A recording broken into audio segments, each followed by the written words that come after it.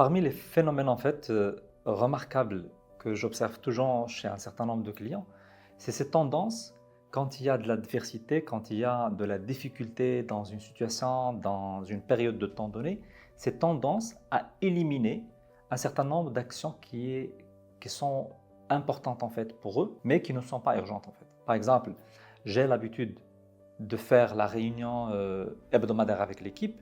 Quand j'ai une charge de travail supplémentaire, j'arrête de faire ça. J'ai l'habitude de faire du sport. Quand j'ai une charge de travail supplémentaire, j'arrête de faire du sport.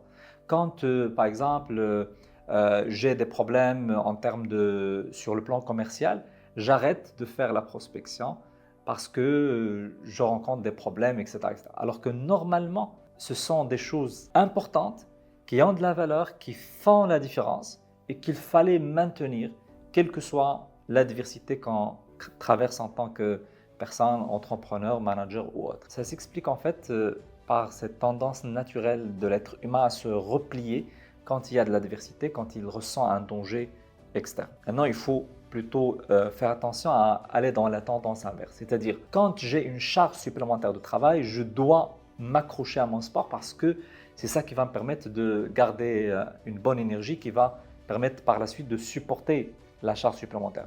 Quand j'ai des problèmes au travail, etc., c'est là où je dois maintenir mes réunions avec l'équipe.